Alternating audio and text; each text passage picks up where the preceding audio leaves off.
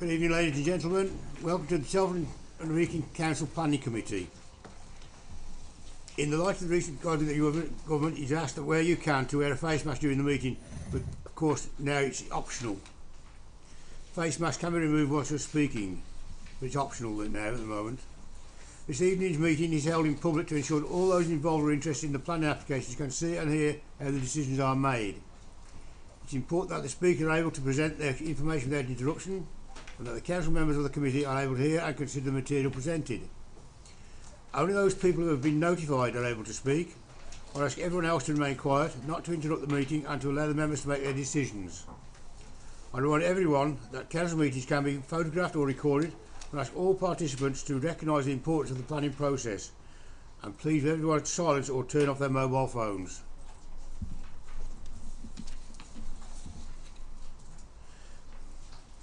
Item 1 on the agenda, apologies for absence. Yes, Chair, we have apologies from Councillor Gemma Offland and we have no substitute this evening. Thank you. Gemma's been called into work at the PRH because they're short-staffed. Okay, item 2, declarations of interest. Yes, Chair. 6.1, I have sat on one to council and I have discussed it, so I will leave the room on that matter. Okay, thank you. Any other declarations, Peter? The Newport one, beg your pardon, the 0070, I am a member of Newport Town Council, but I have had no discussions on this one at all with them. Okay. Thank you. Thank you. Any other declarations? No. Item 3, the minutes of the previous meeting. Can we confirm the minutes of the previous meeting? All those in favour? Obviously I wasn't here, sir. I wasn't here either. Okay. They're agreed. Okay. Any deferred or withdrawn applications? There are none, Chair. None. Thank you. Any site visits planned? Not as yet, Chair. Not as yet. That's ominous. Right. The plan application for determination, that's item 6 on the agenda. I intend to do them in the following order. That's 2021-0897, which is the site of the former Charlton School. 2021-0968, that's land west of household recycling. 2022-0040, that's the land rear wrap film systems in Orton Wood. 2022-0103, that's Rushmore Lodge. 2021-1201, site of former Stursley Recreation Centre. And 2022-0070, that's coming on last. So, sorry Pete, you've got a long wait. Right. We'll move then to page 13 of the agenda. And who's presenting this one? Andy. That's me, thank you, Chair. Sorry, Chair. Yeah, okay then. We'll give you a shout when we finish this one. See you in a minute.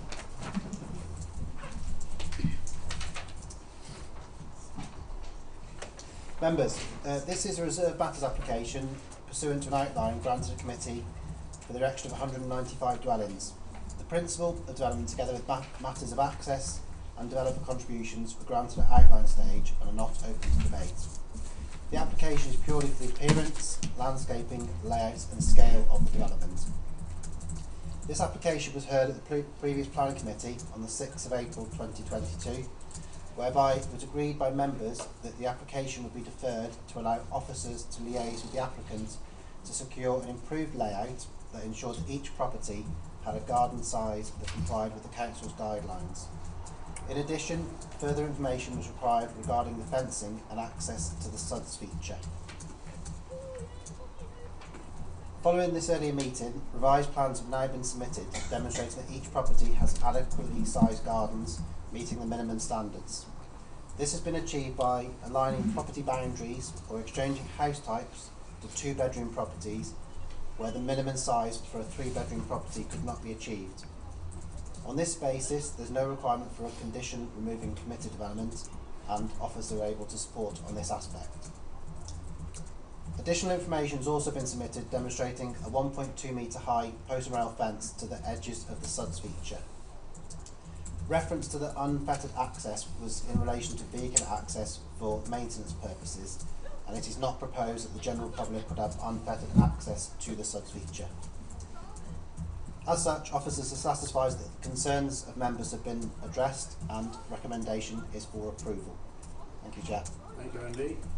I have 3 speakers. So, Councillor Lisa Jinks, please. Lisa? I think Councillor Tomlinson wishes to speak. She's got a number of matters that she wishes to raise, and I'm going to echo, and she's got a full speech which she wishes to address me with. I wonder if perhaps you could just take... Next, actually. I wonder if you could take us out of sync and hear Councillor Tomlinson first, sir. Okay. Karen? Thank you, Chair.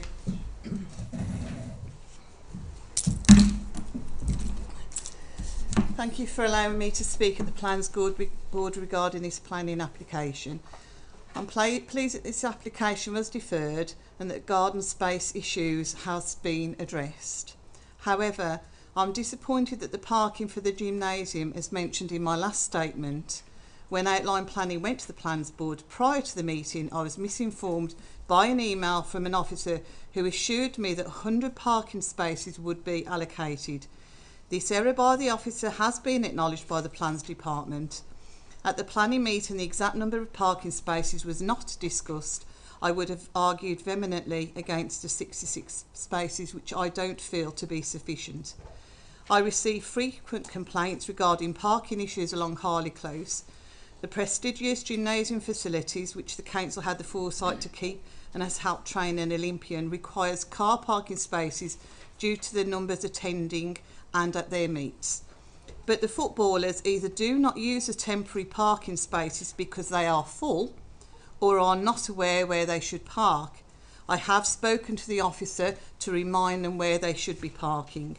I have also requested the enforcement team to visit several times, who have booked owners of vehicles as they park on double yellow lines, but now they just park further down Harley Close where there aren't any lines. There are so many cars parked bumper to bumper further down that close that any traffic approaching either way cannot pass if they meet any oncoming traffic. My other complaint is when New Place Development on St Paul's Drive went to plans, I asked for a mini island at the junction of Whitchurch Road and North Road Junction.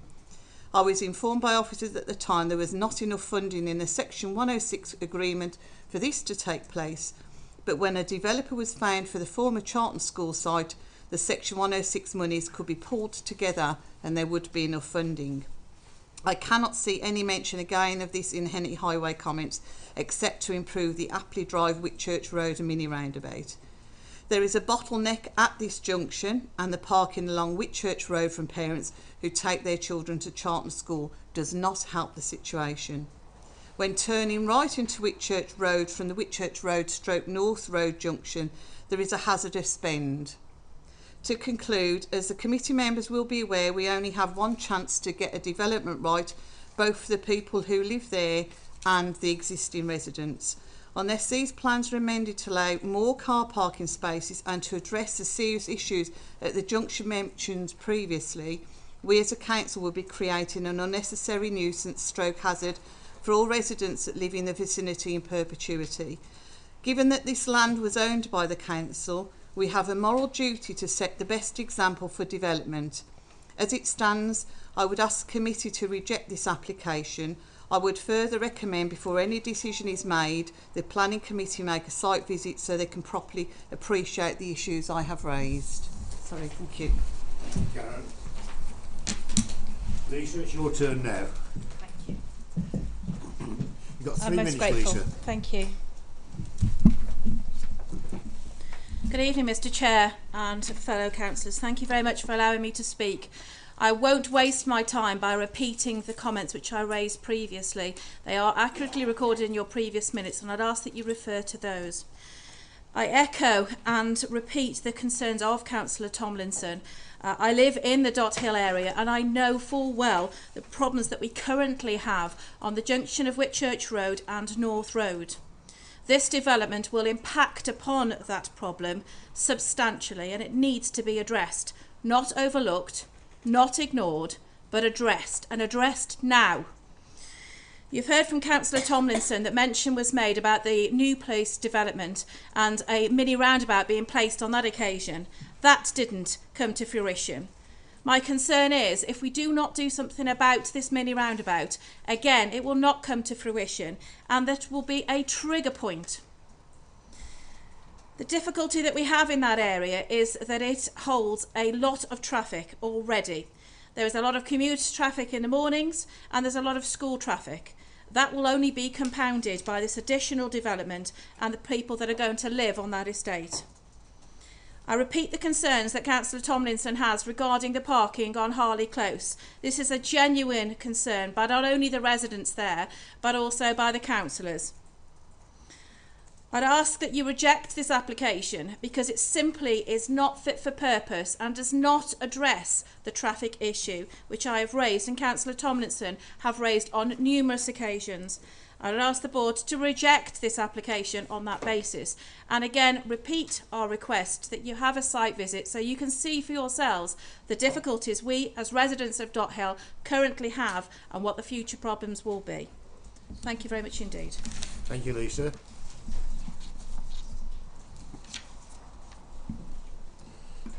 Sean Griffiths, please.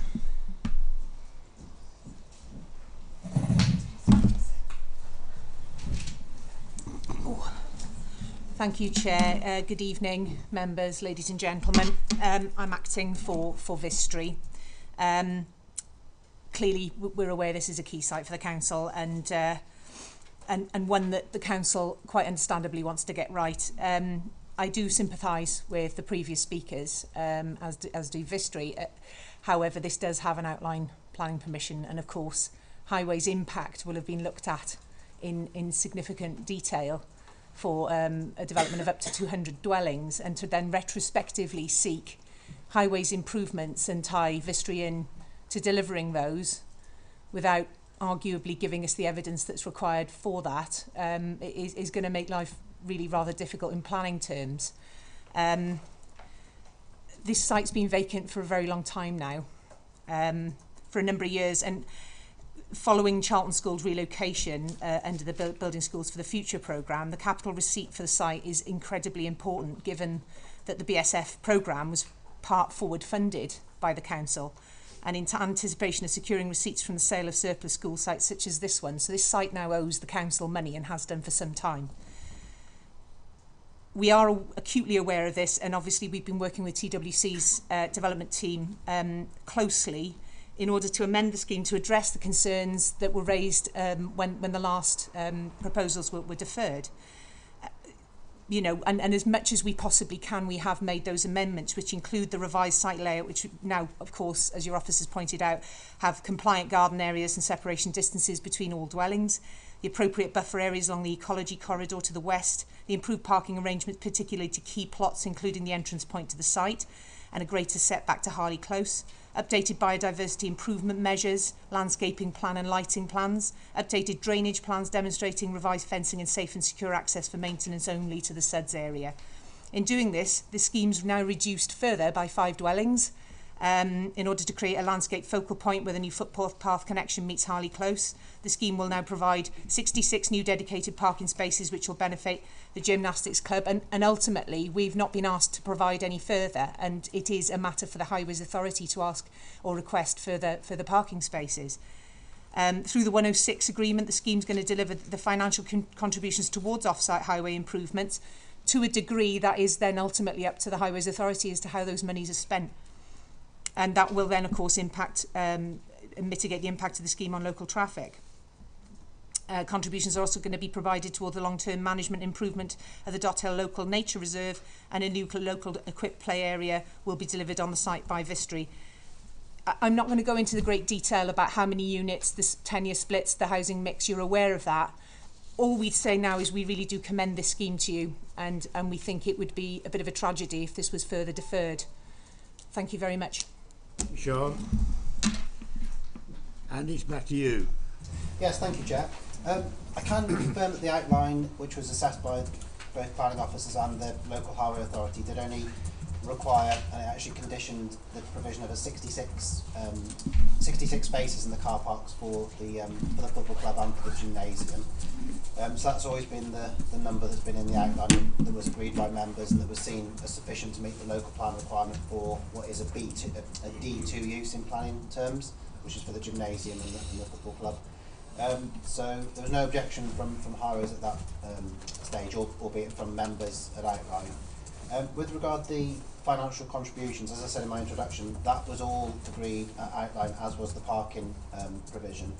And the council secured 277,000 towards the upgrade of the Appley Avenue Whitchurch Road junction, and 178,000 towards the strategic highway network improvement. That totalled £455,000 from this development towards highways. That, to an extent, is irrelevant because members are now being asked to consider the appearance, the scale, the landscaping and the layout of the development within the red line. The access and the contributions were debated and approved at outline, and that isn't something that can be revisited. So the updated report to members was in response to the request for the increased garden sizes and the issue about the fence into the suds, and that's what members need to debate this evening. Thank you, Chair. Andrew, can I ask you, on the recommendation, condition 4, is that still standing? Condition 4, we don't need to remove permitted development rights now.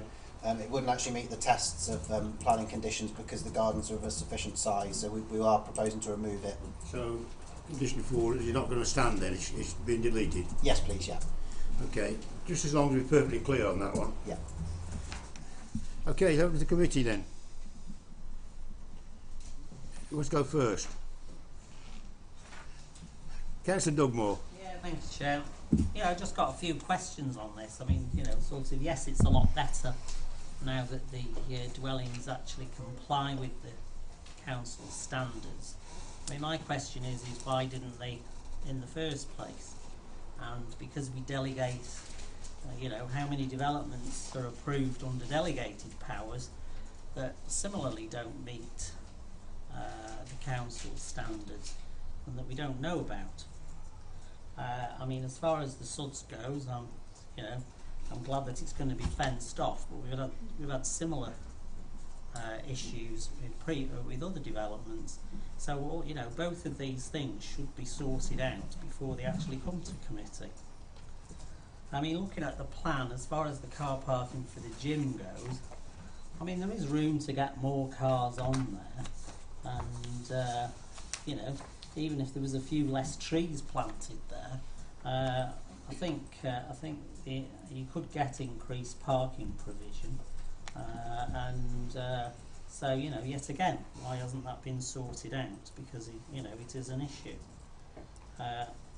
Finally, if highways contribution is, you know, 455,000, well, that would more than pay for a mini roundabout. And as we've had on when we considered previous applications in this area, this issue of a roundabout at that location has come up time and time again, and yet it's still not been sorted out. So I think we need to be a bit more. I think we need to start looking at things a bit more holistically, and considering the impact of the area, because obviously, yes, I mean, it's an infill site, and yes, it needs building upon, and homes are the most you know, the most pressing things that we need. But we do seem to have missed a few tricks on this one, and you know, I'd be interested to know why are we being asked to approve? I mean, not now that it's been amended, but why are we being asked to approve things that don't comply with our own standards? Okay. Nigel, can we just stick to this application? We're taking note of what you think, because you're alleging that some things have gone wrong on other applications. But this is this application tonight. Yeah. Okay. The reason why it was deferred. I know it's deferred, and the officer's giving you the answers what's happened since then, Andrew? Yes, in answer to the question, the provision of garden sizes aren't an exact science. Unlike NDSS, there isn't really a document that states what the garden size should be. So what we have to look at is the makeup of the garden as well, because you might have a layout where you have a 120 square metre garden, which is quite big, but it might be in little pockets and it's not actually that usable, whereas a smaller garden that was more rectangular in shape might actually be more usable. So, and as you know, you can see from this layout that not all the gardens are the same shape. So there isn't one size fits all. Even if there was a standard that said you had to provide a garden of 80 square metres, for example, you'd have to make a decision whether any deficiency in that would be sufficient to warrant refusal of the scheme in the whole. Part of that, you'd have to look at the benefits. You know, in this case, it's the provision of 195 dwellings, and you'd have to make a decision whether a deficiency with the gardens was enough to substantiate a refusal. Really, I haven't got the stats to say that most of the applications we determine do comply, but I think as officers we certainly do try, even if they're delegated decisions, to meet the standards. With regard to parking for the gymnasium, the plan's a bit deceptive because it just shows a white area between the parking and the gym to the left, but that area has got quite a lot of level differences, and that's why the car park couldn't be made any bigger. But as an aside to that point, our highways team, the parking provided meets the local plan requirements, so even if it was flat, arguably you could provide a few more spaces, but it wouldn't be a requirement, and certainly nothing you could refuse the scheme on. Chair, I can just add to that, just going back to the original outline consent, the local plan standard for the gymnasium was actually 59 spaces, and it was through officers' negotiation that was increased to 66, and that was why it was conditioned and accepted by members. So it's over and above the local plan standard. Okay, thanks, Al. Anybody else on the committee? Janice? Going by what has been said, I'd like to move that we accept.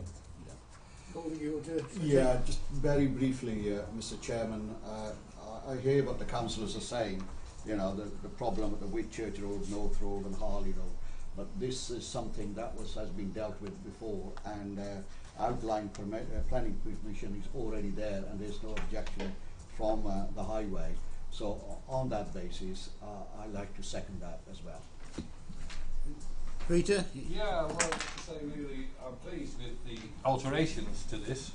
I think they have made a difference to it. I would echo what Councillor Dugmore mentioned about the sufficient funding for an island, and I hope that highways are listening on that, because the money isn't spent yet, so maybe they'll look at that, because it is clearly important to the people locally. But really, I was almost set to agree this last time, and I think it's improved, so I would go along with the suggestion we move. Okay, it's been moved and seconded the recommendation. All those in favour, please show. Against? Nobody against? Right, thank you. That's allowed then.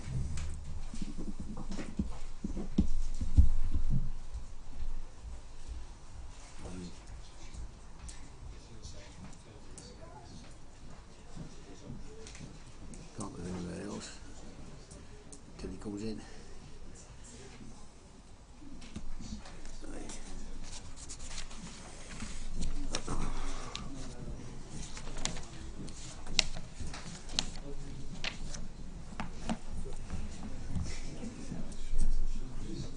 Car parking charge, cut off all every time.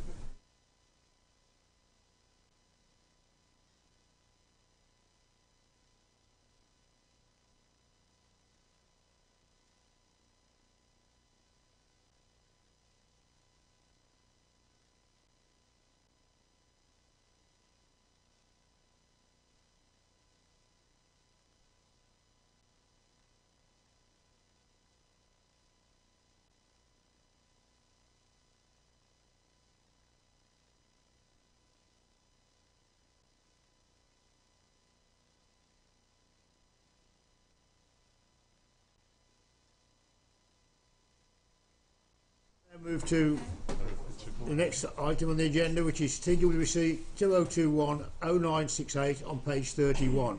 This is land west of Household Recycling Centre, Ortonwood 60. That's myself. Yeah. Thank you, Chair. Thank you, Chair. So this application seeks full planning permission for a total of 3 industrial units, use class B2 and B8, within Hortonwood, accessed off Hortonwood 60. The site is allocated for employment purposes within the local plan, aside from the western boundary, which is white land. A previous consent for the site for 1 industrial building has previously been granted on the site, albeit that permission expired at the end of 2021. Thank you, Chair. Okay. Jonathan Brumwell, please.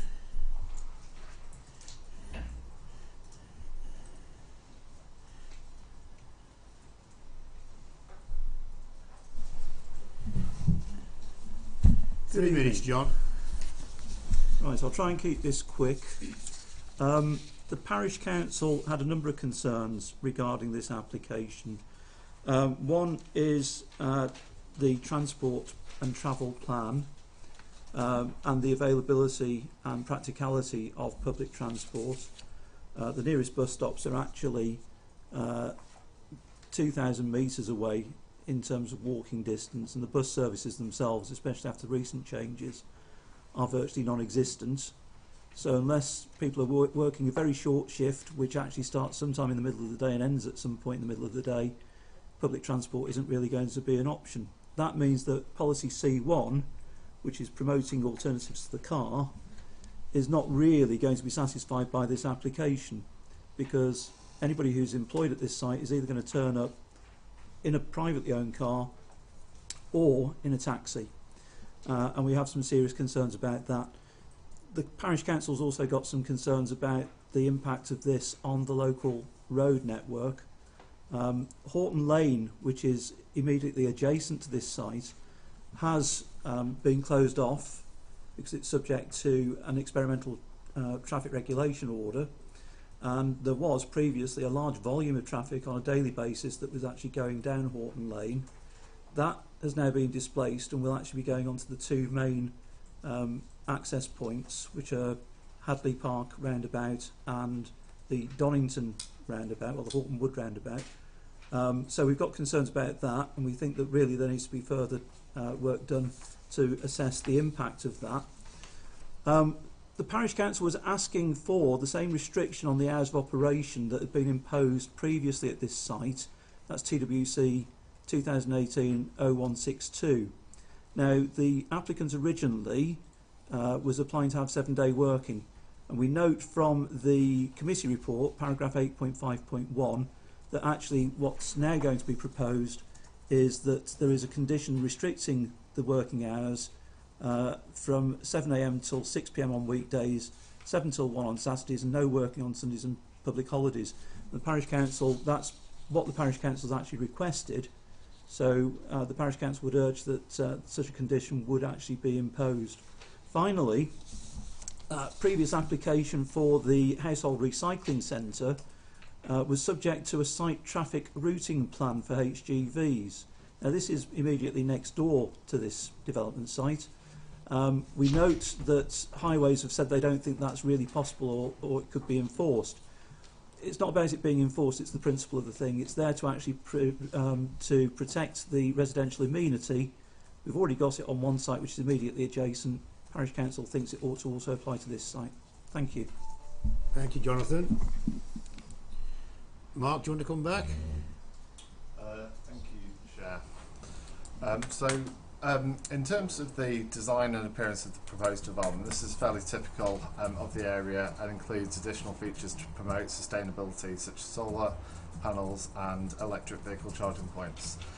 No technical objections have been received in both in respect to both highways and drainage matters.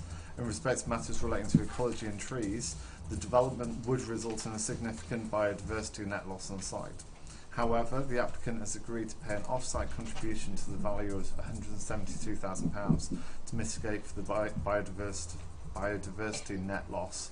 such that, on balance, the Council's ecology specialist considers this can be accepted, secured through a Section 106. Regarding trees, the proposals involve the loss of several mature trees, including a pair of Category A trees and 6 Category B trees. The previous consent on the site did, however, retain one of the Category A trees. Regarding the current proposal, the applicant again is prepared to make a financial contribution towards the off-site replacement of trees, secured again through 106 and calculated at just under £50,000.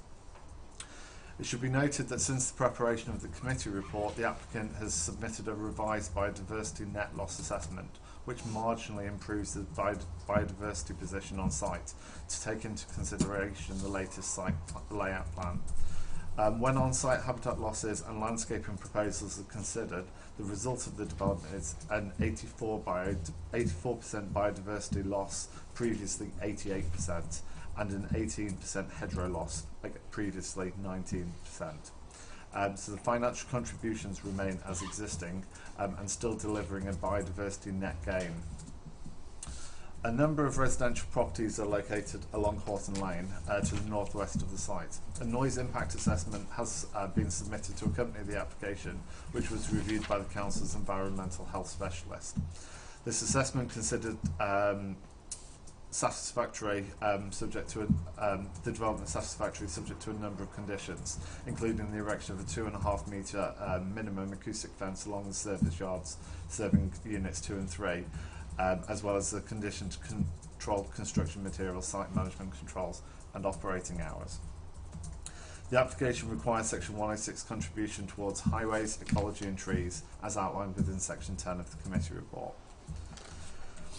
Where an application meets certain policies of the local plan but fails to comply to completely satisfy others, a judgment on the planning balance must be made. So whilst the proposal will result in the loss of valuable landscape features on the site, this needs to be balanced with the economic benefits with the delivery of 3 industrial units on an identified allocated employment site. Therefore, the report recommends, on balance, that the application be granted subject to conditions and the Section 106 agreement. In terms of a number of issues raised by the Parish Council regarding transport and travel plan and identifying the nearest bus stops, again this is an identified employment site. It had a previous permission which expired back in 2021, so its geographic location in relation to the bus stop and public transport is established. It is as it is essentially. In terms of promotion of public transport, so the public transport system is, or kind of buses, is through a private operator. Members will be aware that there's been a number of applications coming forward for significant development within the Horton Wood area, and kind of with the cumulative total of that, it would be up to the private operator whether they considered that reasonable to extend their network, whether there was going to be sufficient business and justification to extend that. In terms of the travel plan, so a travel plan in respect of one of the units has come forward because there's a known end user for that. The other 2 sites, there's still a requirement for a travel plan to be submitted once the end user is identified. To monitoring, a travel plan monitoring fee has also been submitted, has been paid previously as part of the previous application, is being carried forward as part of this application, which would explain why that's not noted within the report as a contribution to come forward. Note the comments in respect to the hours of operation, and those are proposed to be conditioned as part of any grant of application as well. In terms of the highway movements that were identified, the report makes it clear in terms of the need for any conditions to meet the 6 identified planning tests. The Highway Authority has commented to state that such a condition with regard to this application would not be enforceable, therefore it would not meet one of the 6 identified tests, and it would be unreasonable to impose a condition in that respect. Thank you, Chair. Thank you. Over to the committee. Ian. Yes, Chairman. I have concerns about this application, mainly because of the loss of trees. I bring to members' attention paragraph 8.7.1, which says that we're going to lose 2 category A trees, 6 category B trees, and 4 category C trees, and 2 groups of trees, which are going to be completely removed from the site. And as such, the development results in a significant loss of mature trees on site. And the proposal is contrary to our policy NE2. However, the next paragraph says the applicant is prepared to make a financial contribution of 49,600. However, that does not fully compensate for the loss of these trees, and they can't be replaced. So policy NE2 part 1 and part 5 cannot be satisfied, so we have to make a decision whether or not, and a judgment, whether or not we protect our environment, or do we allow this development to go ahead. And that's a fine decision that we as members have to make. I note that the previous planning commission did in fact manage to retain some of the trees, but not all of them. I don't know why this one couldn't be retaining some of the trees. Therefore, I ask members to consider, do we allow the development of this site and kill off all the trees, or do we prepare to protect our environment and vote against this application? Having considered it carefully, I have to advise members that I cannot support this application. Chairman, thank you. Ian. Anybody else? Peter Scott? Yeah. As somebody who is planting trees all the time now, I've planted nearly 200 in Newport in the past 12 months, and hopefully a lot more from tomorrow actually. Anyway, I do value trees very highly. I understand where Councillor Fletcher is coming from on that, but every time I look at this application, I see an application for industrial units on an industrial estate, and I went and had a good look at this, and it was quite idyllic in many ways. You've got horses grazing in a field, you know, you've got the trees running through it, but where else are we going to put these units if we don't use the grounding on Horton Wood? So I feel with the balance of what is in the 106 agreement, it does mitigate the loss of these trees. Otherwise, where are you going to put them, these units? I don't feel that. Sometimes you can say, yes, we must keep a tree for a very good reason, often it's its age or the type, but there are times when you have to basically bite the bullet and say it's for the greater good, and I think this, with the employment it brings, is part of the greater good. And it is, as I said before, industrial units on an industrial estate. So I will support it. Thank you. Call it. Thank you, Mr. Chairman. Just a couple of points.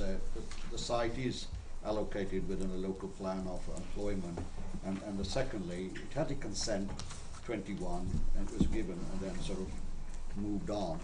And thirdly, yes, I am quite, susceptible to these newts. They're going to be put into ponds, but I hope they will be well protected by 73,000 with their strategic policy and the licensing on it. And for that, I agree with my colleague on the left here. This is an industrial area. This is where we have to put our industrial units in order to create jobs locally.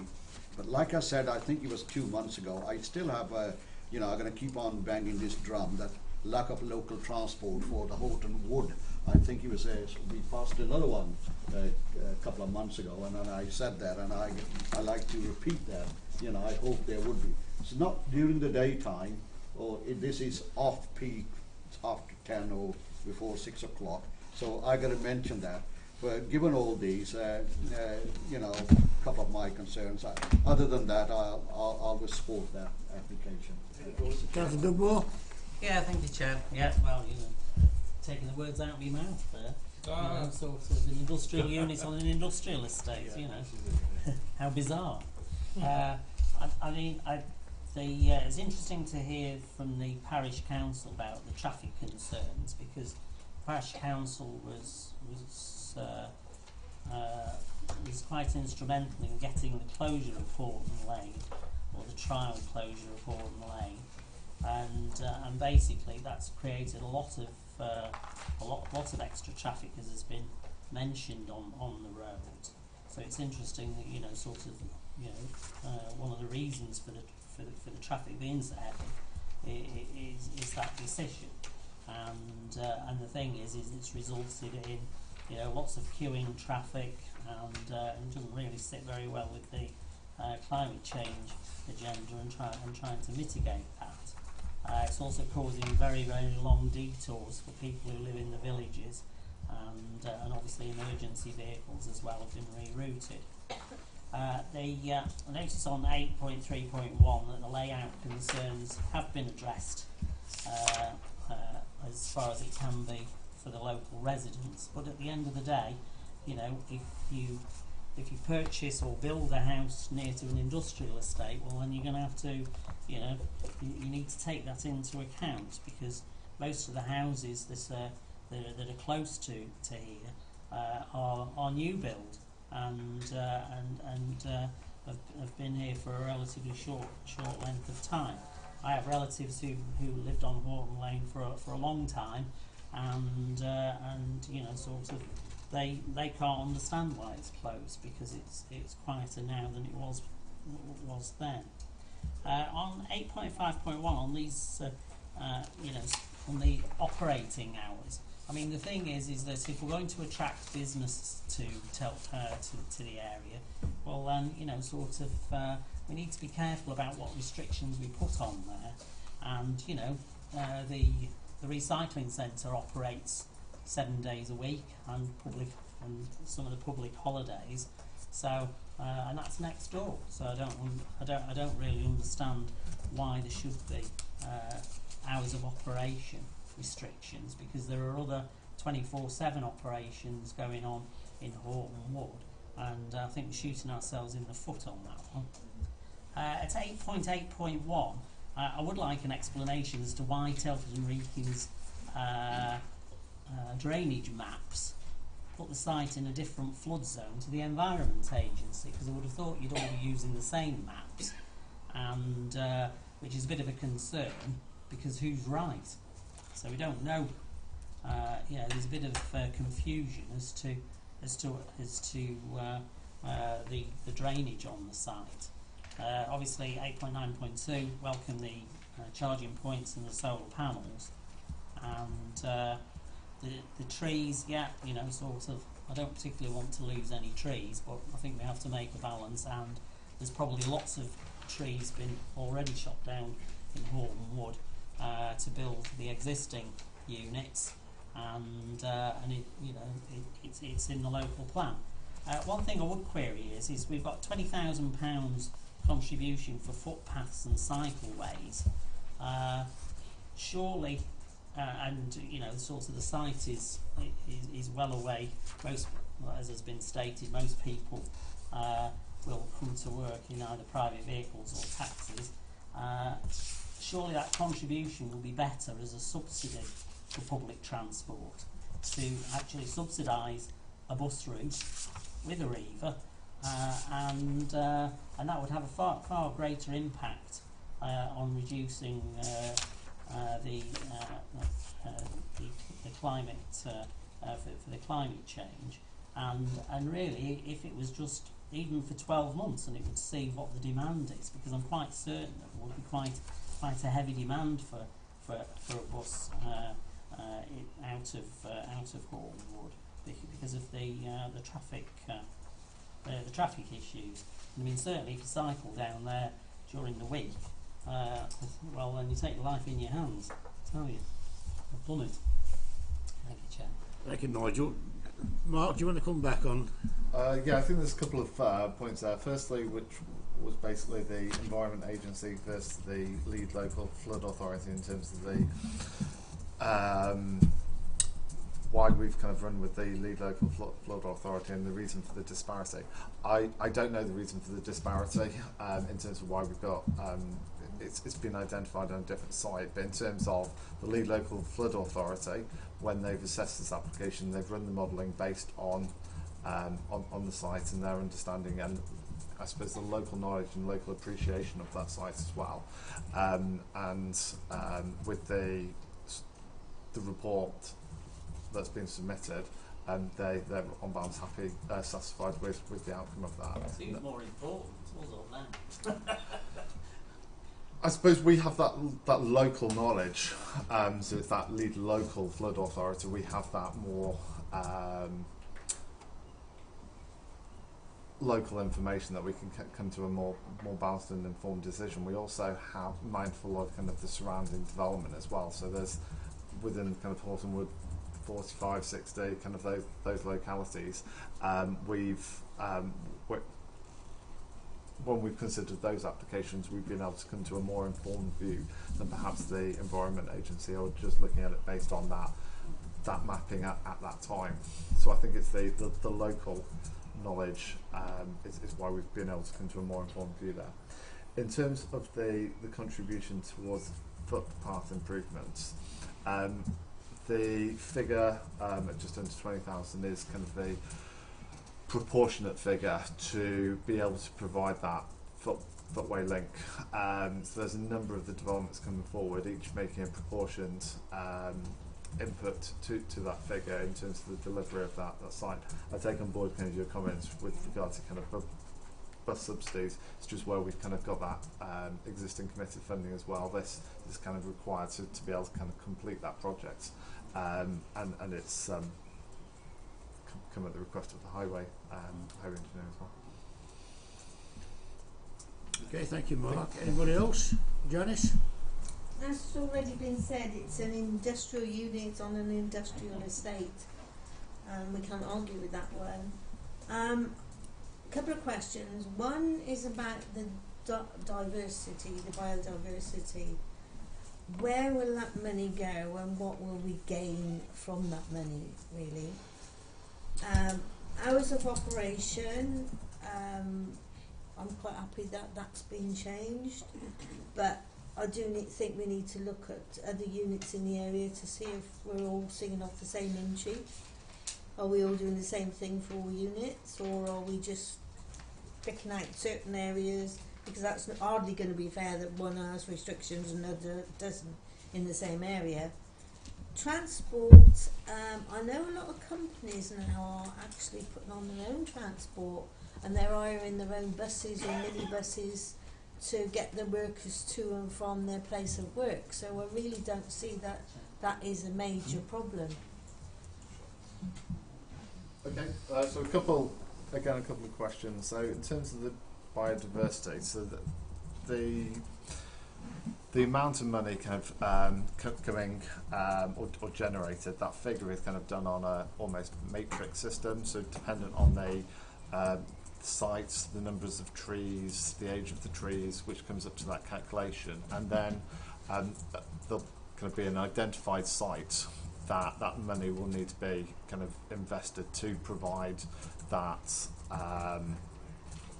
mitigation, so to offset those trees. In terms of an identified site at this time, I don't have details of that, but we will kind of be working with landowners to kind of ensure that land is available and that mitigation can be provided. In terms of hours of operation, yes, I agree kind of with your comments. We don't want to prevent new businesses coming to the area, and we want to kind of work with a lot of the developers. but also we're mindful kind of concerns raised by kind of local residents and parish councils. It's a case really of each application being considered on its own merits as well. Some applications have come forward in the past whereby there hasn't necessarily been an identified end user. So to kind of safeguard residential amenity, we've imposed kind of restrictive conditions in respect of hours of operation there as well. But then in terms of other applications coming forward, dependent in some cases regarding kind of noise assessments coming forward, which have interrogated the individual circumstances, then we're able to kind of in some cases offer a more flexible kind of hours of operation, which in some cases is kind of 24/7. So it's a case of each application on its own merits, noise assessments being submitted to kind of justify the case, again, where we do know kind of identified end users, we may be able to impose conditions as well regarding the nature of the use. So it's just to ensure that the developments coming forward maintain an acceptable level of residential amenity. Okay. Any other comments from the committee? Move and second the recommendations. Those in favour, please show. Those against? One against. Okay, that's allowed then.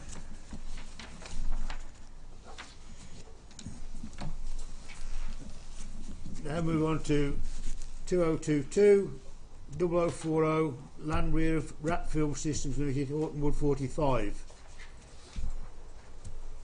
Thank you, Chair. That's me. It's you, yes. So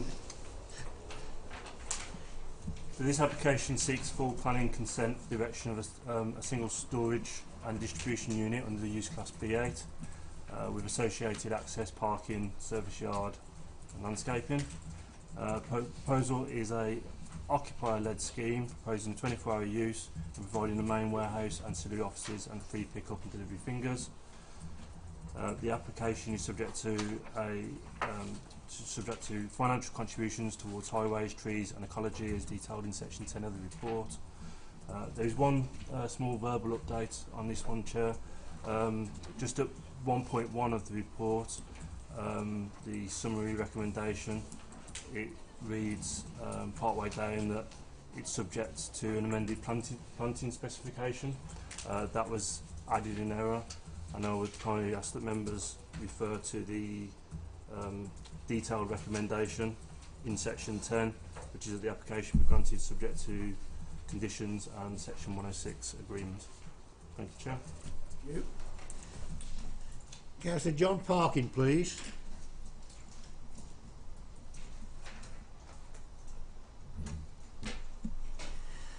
John, you've got 3 minutes. Thank you for the opportunity to speak to the committee. I'm John Parkin. I'm an elected member of Hadley and Ligomri Parish Council, and I've been nominated by our full council meeting to present our objection to this application. We're fully supportive of economic growth and opportunities for employment. We recognise that Horton Wood has been designated for as an industrial site for manufacturing and trade. However, we think we still have a legitimate role to critically assess each application on Horton Wood for its impact on our residents, on the local environment and with the wider concerns for the planet. Our fundamental issue with this application is the nature of the business and the effective removal of the condition about operating hours that applied to a previous application. The distribution business is heavily characterised by multiple vehicle movements with little or no manufacturing or industry. If approved, this application would facilitate unlimited vehicle movements, including HGVs, at every moment of every day for the whole year, forever. This unfettered level of activity is bound to have an adverse noise and light pollution effect on the local residents, especially those who live close to the site. The impact will be most apparent when the rest of Horton Wood is inactive and largely subject to hours of operation conditions, namely overnight, on Sundays and on bank holidays. As per the previous application, we have raised other concerns about public transport access for a 24/7 operation and the impact of increased vehicle movements on the key roads, junctions and roundabouts in the parish. When placed alongside the severe negative biodiversity impact, we are asking the committee to reject this application and request a rethink of the scheme that takes into account these genuine and serious concerns. Thank you. David Green, please.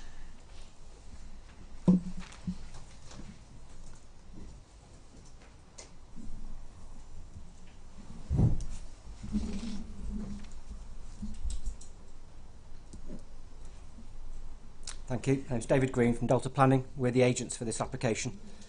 This is another, in your words, industrial building on an industrial site. And it's a really good news story, actually. We're pleased to confirm the occupier for this parcel delivery facility will be DHL. You'll know DHL. They're one of the global leaders in logistics and parcel delivery. And they've identified Telford as part of their current growth strategy. Given recent uptake of land in the area, which has been really good, as you know, this is actually the only suitable plot for DHL. They've got a European-wide standard model for their building in the size and shape and the critical dimensions. And this site is the only one that it can accommodate in the area.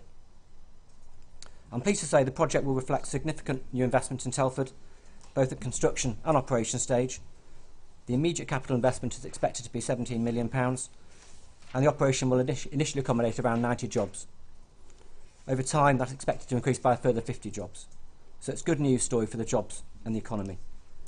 It is acknowledged that it will be, unfortunately, lead to some loss of some good trees and hedgerows. But as members are aware, this is an historic issue across the Horton Wood area and is principally due to the manner in which the road infrastructure was originally laid out. It's a common issue across the area and not unique to this site. In fact, this site would be particularly difficult to develop because of the extent of the hedgerows and trees on it. Given its zoning, it's inevitable they are going to be lost. What we can confirm is that we've agreed to an extensive package of mitigation for tree replacement planting and biodiversity offsetting to mitigate the impacts on site as secured by the 106. Our client's also fully committed to delivering a highly sustainable low carbon building and will ensure the scheme delivers a brown rating of very good. The proposal will also promote a sustainable travel plan via DHL, which will cover promotion of car sharing, public transport initiatives, Section 106 contributions and ensuring the required levels of cycle parking and EV charging. We welcome your officer's recommendation for approval and we note the technical issues raised by consultees are all satisfied. We hear the concerns of the parish over traffic, but you'll be aware there is no objection from the Highways Authority on these points. And as regards noise, this site is at the benefit of not being immediately adjacent to any houses, and therefore it is suitable for 24/7 use. Indeed, I can confirm it's a prerequisite for DHL that they are allowed to operate 24/7. That is part of their critical business needs. So we couldn't agree on this site any condition restricting hours. It's not proposed by your environmental health officers or your planning officers, having studied the noise assessment that's been done as part of the application submission. So it's very clear that wouldn't be justified here. Overall, this proposal brings significant economic benefits and is in accordance with your economic strategy and the local plan, of course. Thank you for listening. David? Ian, do you want to come back? Yes, thank you, Chair. So this application, as you heard, is an allocated site for B8 use in the Horton Wood area. So the principal development is compliant with the local plan. In terms of traffic impacts, the council has already accounted for committed and allocated sites such as this, and relevant contributions provided towards strategic network. Furthermore, contributions sought towards the enhanced footway cycleway, as you heard on the previous application. In respect to the impact upon nearby residents, the applicant has undertaken a noise impact assessment which demonstrates that it will have limited impact upon the surrounding environment. The nearest residential receptor to the site itself is beyond 230 metres to the east of the site, with other buildings and landscaping in between. The main servicing arms of the building itself are located to the west side of the building, away from the residential area.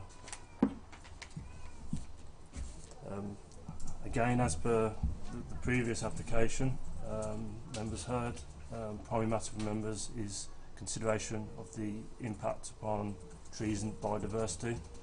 The applicant has carried out the necessary surveys and assessments relating to both, and suitable conditions are recommended by relevant officers, which will be attached.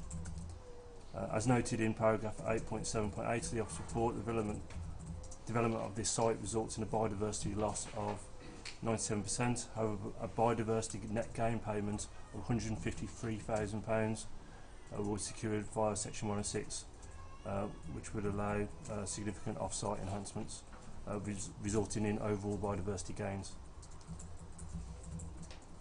Regarding trees, the proposal involves the loss of a number of trees, 2 A grade trees and 11 B grade trees. Again, this would, the loss of these trees, given their status, would be contrary to policy NE2.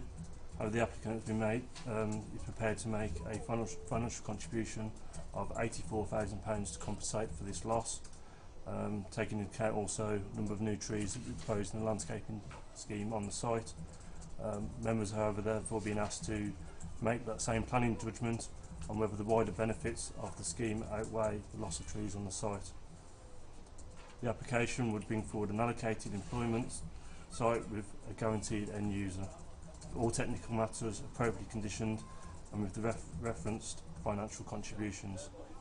The scale and design and development is acceptable and not dissimilar to other development within the wider employment area. The report therefore recommends that on balance planning permission is granted subject to conditions and the section 106 contributions. Thank you, Chair. Thank you, Ian. Up to the committee. Who wants to go for Councillor Fletcher, Ian? I'm afraid this appears to be becoming my hobby horse, protecting trees. Because again, what we have is a significant number of trees, 9 of which appear on the 1882 historical map of the area, which means that they are very, very old trees, could actually be classified as almost veteran trees, and they're going to rip them out. The previous application, 2018-0164, saved a number of the trees, but now they're going to be ripped out by this application. So members again have to decide, do we want this 24-hour, 7 days a week delivery service in Telford, or do we protect our environment? I know DHL are quite a good delivery service. As you come up the M40 near Banbury, you can see their massive distribution unit there, and they have distribution units all over the country. But my own feeling is that we should protect our environment. The actual report in 8.7.22 clearly states that the loss of these trees cannot be compensated for or replaced. So we're not going to satisfy NE2, which says you can replace them or compensate for ones that you lost, and therefore it's against the policy. Therefore I can't support this application, Chairman. Thank you. Thank you, Ian. Coldiff. Thank you, Mr. Chairman. Exactly the same point as Councillor Fletcher when I was reading this earlier on, and what caught my eye was this. Here we have all those trees secured, the approval, and then now we got about 9 trees really, getting on, and then I thought, hang on a minute, I'm not going to let it go, and then I carry on reading. When I read sort of like 153,000 towards biodiversity, 84, and I sort of start thinking about it. I said, I think I'll probably have to sell my soul 458, 3,000 and 84,000 towards local jobs and a local economy. And so I'm afraid reluctantly I have to go for the economy and the jobs. And I understand the trees, because every time we have a issue in Horton Wood, it's all, you know, we are always knocking the trees down or something. But you know, I'm sure we're going to get a lot more trees for 153,000 and 84,000. So reluctantly, I'm afraid I go for the jobs and the local economy. Thank you. Cool. Anybody else? Councillor Dugmore? Yeah, thank you, Chair. Yeah, I echo what Councillor Hunter says about the trees. It is regrettable, but as we mentioned on the previous application, you know, the area has been designated as industrial, and really it would be difficult to refuse on planning grounds, really. Can you speak up this again, please? Yeah, so it would be difficult to refuse on planning grounds. I mean, as far as it was mentioned about restriction of operation, but you know, Fixed Stock Abattoir operates round the clock, and that's literally next door. And noise impact assessment has come back as being okay. So you know, sort of, although I don't like to condemn ancient trees, on balance, I'll support the application. Thank you. Anybody else want to speak? Janice? Can I just quickly say it would be nice to have some feedback to this committee as to where you do find these areas where you're going to plant these trees and these biodiversity areas. It would be nice to have some feedback on exactly happening. I'm sure the plan officer will take note of that request. Yes, Val. Chair, I can come back in on that. Each year we're asked annually now to produce an infrastructure statement in relation to where we spend our Section 106 contributions and how. So we can, by all means, provide a report back to that committee on that on an annual basis. Okay. Anybody else comment on this one? It's been moved and seconded. Those in favour of the recommendation, please show. Any against? One against. Thank you. That's allowed then. Thank you.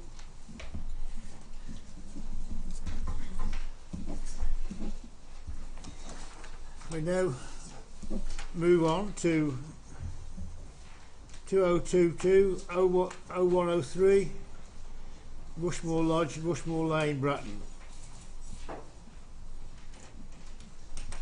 Thank you, Chair. This application seeks full planning permission for the change of use of an existing building from an office storage area to a holiday let. The site is located in Rushmore and comprises an established equestrian business operating under the name of Rushmore Stud, which has been operating from the site since 2018. The building is a single-storey detached building, timber-clad with a tiled roof. There are no external alterations required. Officer recommendation is for approval, and there are speakers. Thank you, Jack. Thank you. Councillor Jackie Seymour. Welcome, Jackie.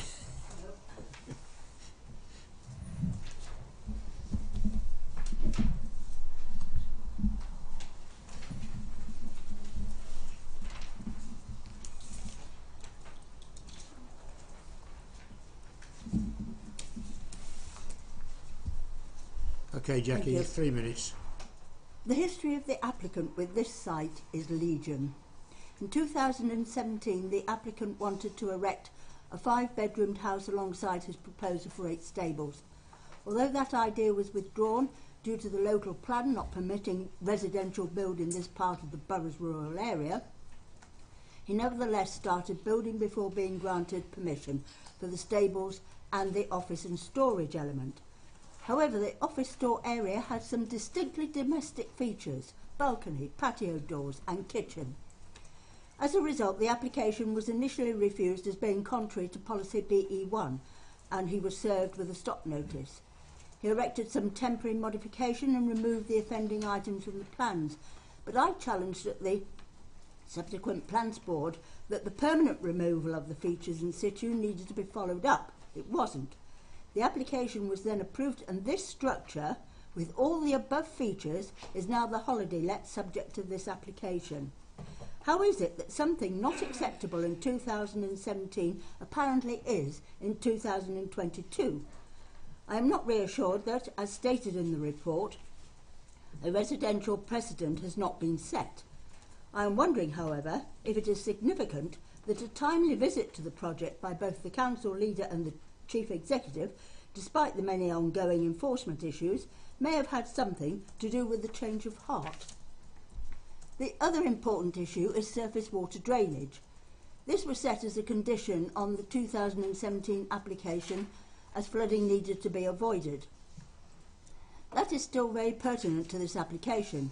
Although it had been made clear by the owners of the adjacent farm that the applicant did not have any rights to drain across their track, nothing was done to address the issue until the current enforcement action. In the meantime, the application site has been covered in all kinds of additional structures, adding to the amount of surface water drainage and reducing the amount of land into which it could soak. The applicant very recently produced a document for the drainage officer, which he indicated appeared to show a right. Planning then cleared the original condition despite the track owner's solicitor writing twice since the beginning of March, making clear information provided by the applicant was incorrect and that the document, quotes, appeared to have been deliberately and fraudulently altered to misrepresent the original transfer. However, neither of these letters was responded to until last Thursday, 2 months late, and at a time when the solicitor has been unavailable to comment. In conclusion, I believe that this application for the holiday let should be refused, as in 2017, as being contrary to policy BE1. In addition, I would ask that all issues relating to drainage are held in abeyance until such time as the owners of the track and their solicitor can respond to the delayed response of the council. Thank you. Thank you, Jackie. Graham Moss, please.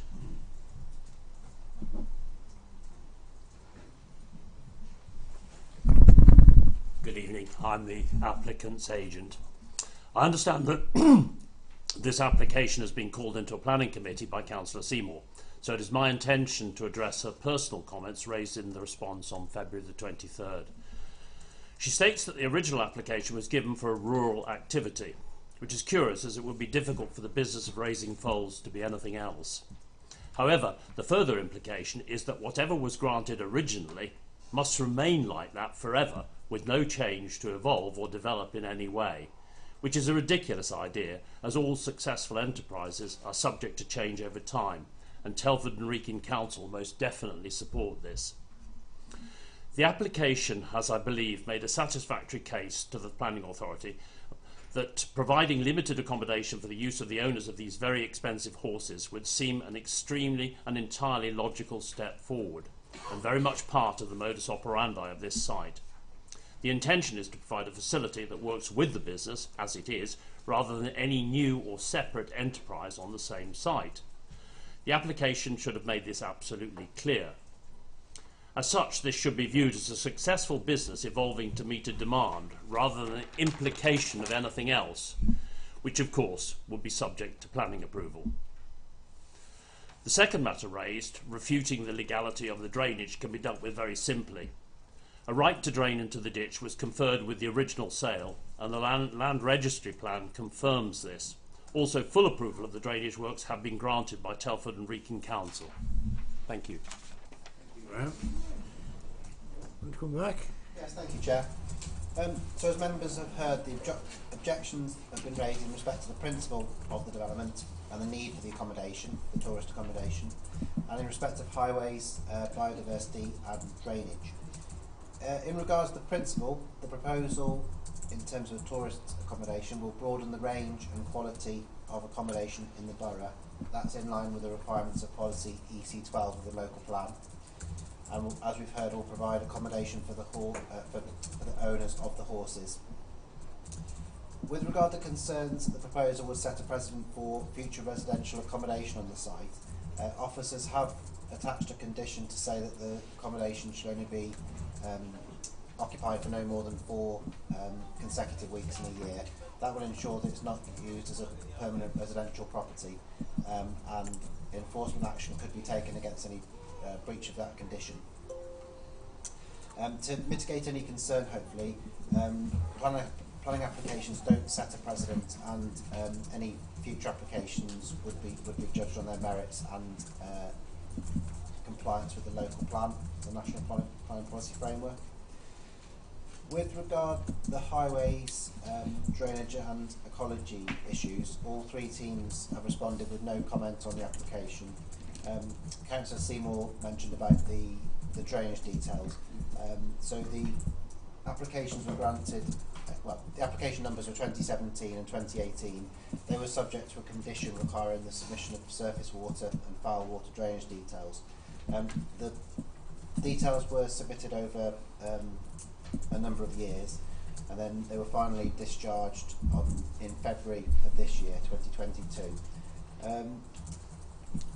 The issue of whether there's a legal right to discharge the water from the site over the adjoining land into the watercourse isn't one for planning that we can take into account, and that is purely a civil matter between the 2 landowners. So on that basis, officer recommendation for this proposed change of use from a storage office building to a tourist accommodation is for approval, subject to conditions. Thank you, Chair. Thanks, Andy. Out to the committee. Peter Scott. Yeah, I can be nice and brief on this one. Hey, this stud has seemed to have had an awful lot of negativity thrown at it over the recent years, and I had no issues with it then. I can't see what the issue is now, to be honest. I think the officers have got this bang on with the report, and therefore I would fully support it. I see no problem with it at all. Thank you, Peter. Councillor Dugmore? Yeah, thank you, Chair. Yeah, I mean, obviously it's a retrospective planning application, so it's already taken place, and generally we don't, not overly keen on retrospective because proper procedures need to be followed. On 8.2.2, it says number of buildings used for a mix of residential and equine purposes.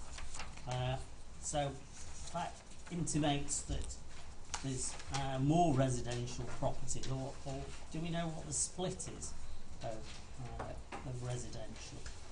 And I mean, as on 8.2.9, on the risk of setting a precedent, I mean, we're very often asked in the reports to consider what's happened previously in areas. So sort of,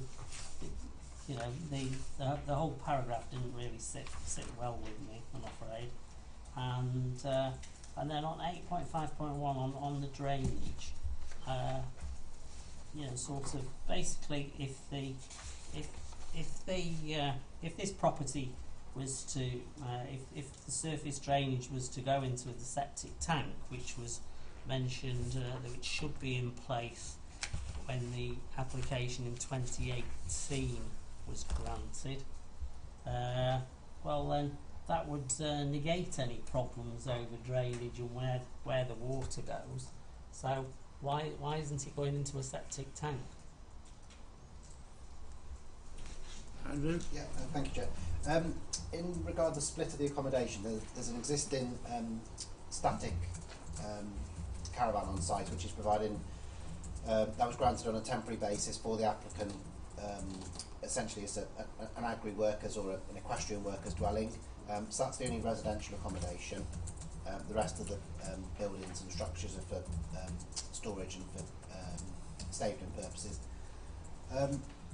Yeah, in terms of the present, I think planning history is a material consideration.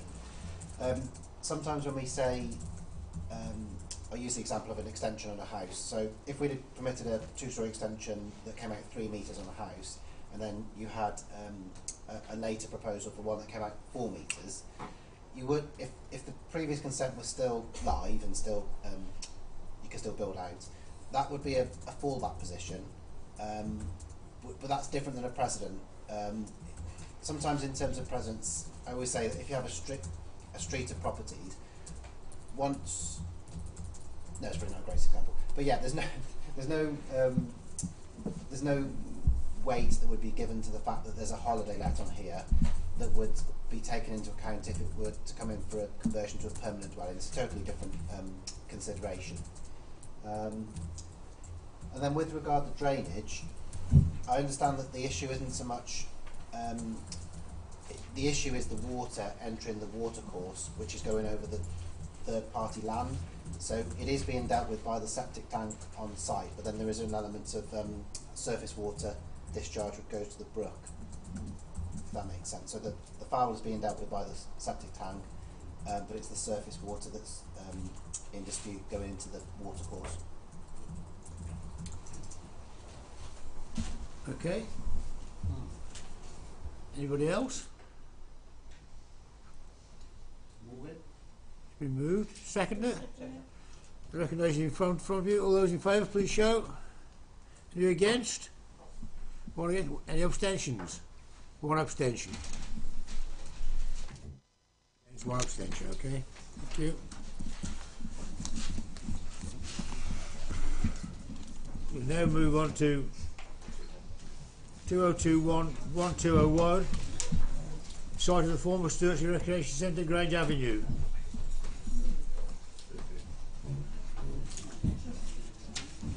Okay, Ian.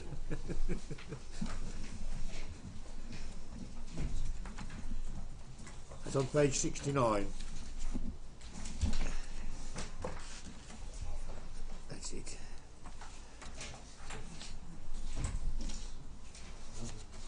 Sorry, me again now. It's you again, yeah, it's Andrew's noise.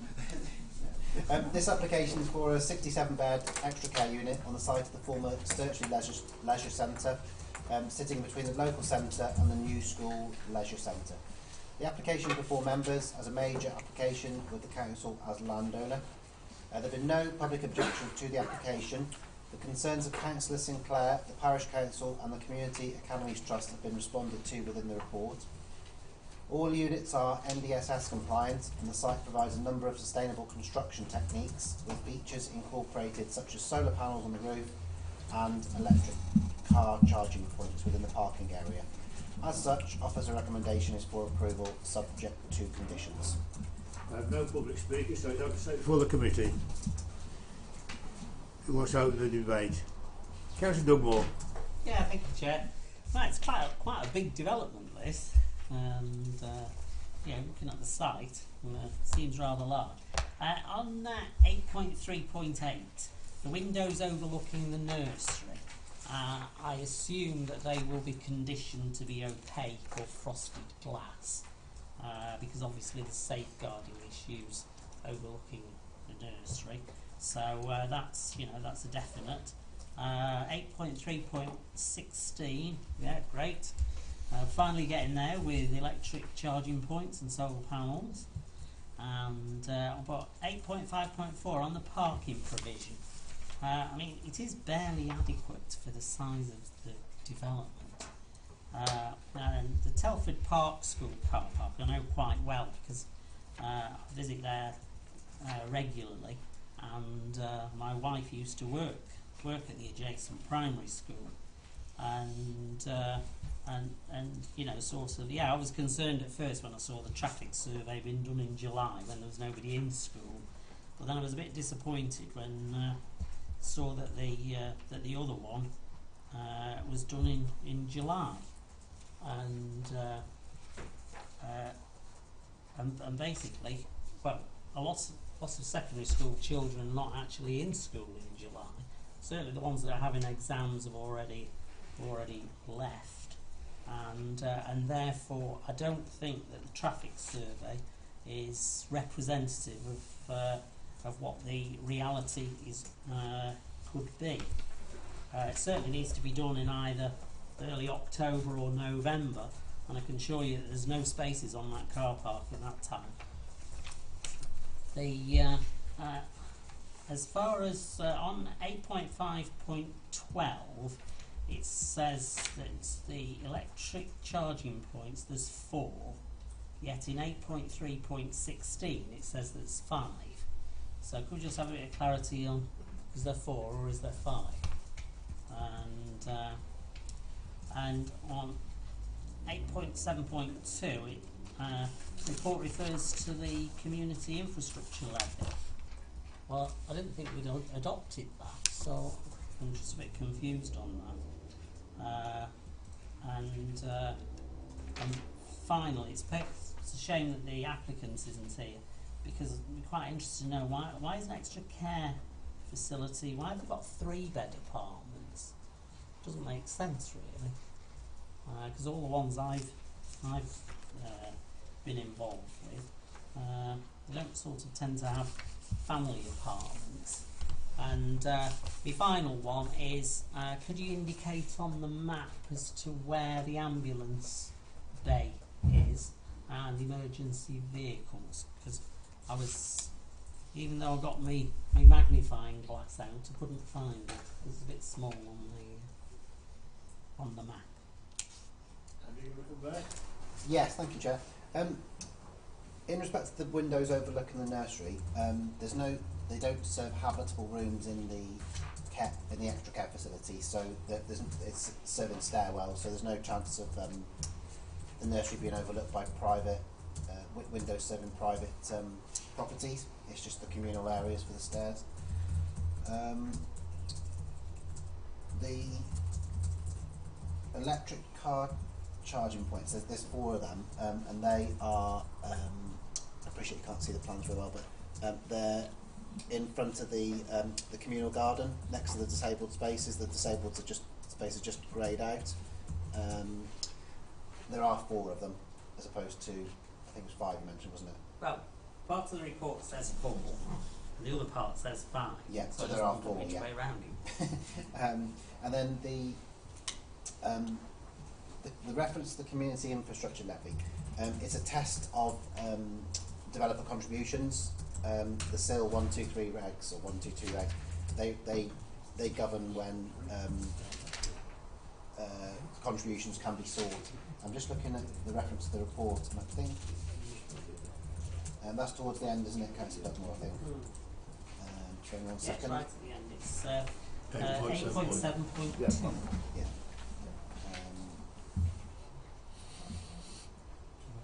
Yeah, so we have to assess whether it's necessary to seek any contributions, and in this case we found that we didn't need to seek any to make the development acceptable in planning terms. So they're the regulations that you use to assess it. Although you're quite right, we don't, as a borough, we don't ask for SIL contribution. It's through Section 106. But and then one query about parking, I think, wasn't it? Sorry, Councillor Dugmore. Yeah, they just the ambulance bay. Oh yeah, sorry. What are the legal comment on the other part first? Yeah, no, I mean, just to add to what Andy's saying, fundamentally the community infrastructure regulations just set the tests that you apply for planning obligations, that's all. So they apply whether you use a planning obligation or you use a levy. That's it. The ambulance bay, you didn't miss it, Councillor Dugmore. It's not shown on the plans, but I have got an inset in my notes which shows that it's going to be. It's not a dedicated space, but the development will allow for the parking of an ambulance right outside the entrance, which is just in front of the disabled spaces.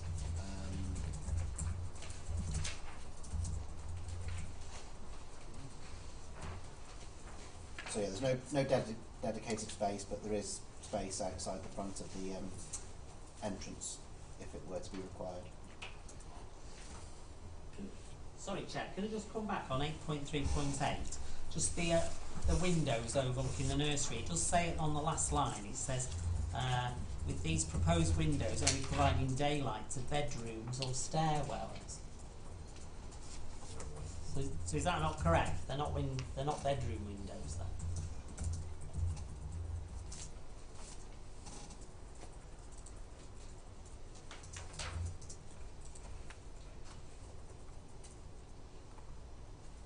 Have you answered that one? Sorry, Chair, I was just looking at myself. the last line. Yeah, no, you're right, Councillor. Sorry, my fault. It does say window. In terms of the distances, we normally ask for 10 metres per separation from a window to a boundary to ensure that's the recognised distance to ensure there's no loss of privacy. So these windows would be 9.5 metres from the boundary. So on that basis, on balance, I think we've determined that there would be sufficient separation to not overlook the nursery. I think there might be problems. There'd be no problem in obscurely glazing the stairwell, but there obviously would be implications on the bedrooms. Oh yeah. I'm going to make a suggestion then that if this does go ahead, that the nursery are informed of that, because they're going to have to take measures if there are going to be bedrooms overlooking the nursery. Yeah, we did. They'll have to take measures of that. Sorry, Councillor. We would have consulted the nursery as part of the application, but we haven't had any comments from them. Okay. Anybody else want to speak? No? It's been moved. Seconded. All those in favour of the recommendation, please show. Any against? One against. Thank you. We now come to the final one. TWC Land South 2022 0070 Land South A518 west of the A41 Newport. Mark. So this application site is located within phase 2 of the Newport Innovation Park, proposing the erection of 2 commercial buildings for the purpose of agricultural retail, including a workshop, storage office and external display of agricultural machinery.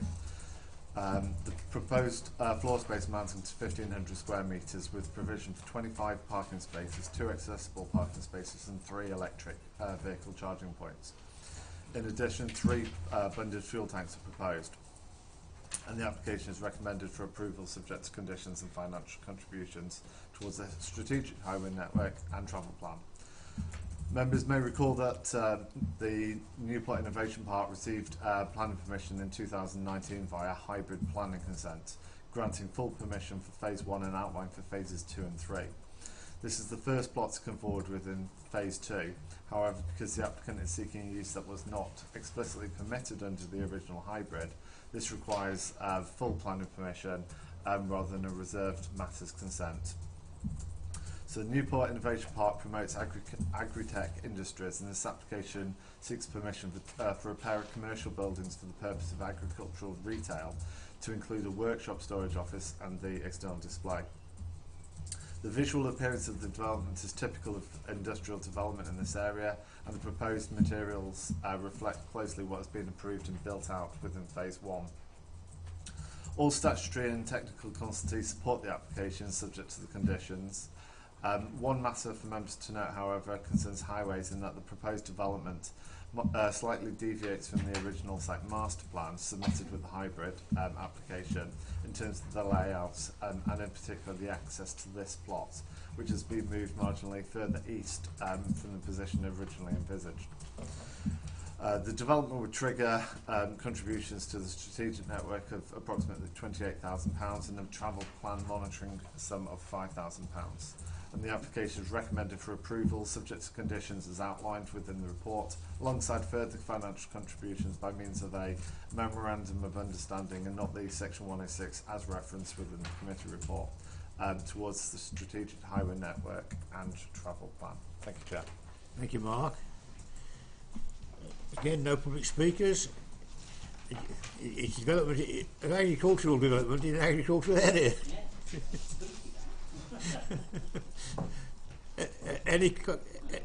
Nigel? Yeah, all I was going to say is, I mean, it's a tractor salesman, isn't it? So he's got lots of, well, he does tractors and he does other things. Hopefully he doesn't do anything on porn sites. And but anyway, well, yes. I mean, the thing is that I mean, because he's the first one there. You know, we're warned in 8.4.2 that future design standards might not be met, but he's there first, so there doesn't seem any any reason to refuse it at all, because you know we want to attract business and investment into the area, and like I say, he was there first, so we can bother about design standards at any future and try and work around it. But certainly wouldn't want to refuse somebody like that just for the sake of what might or might happen in the future. Councillor Fletcher? Well, this is a welcome development. We've got solar panels, electric vehicle charging points, geothermal heating, rainwater collection, and it's an agricultural business in an agricultural area. We should all wholeheartedly support this application. And I'd formally move it, Chairman. Thank you. Thank you. Peter Scott, you want to make a comment?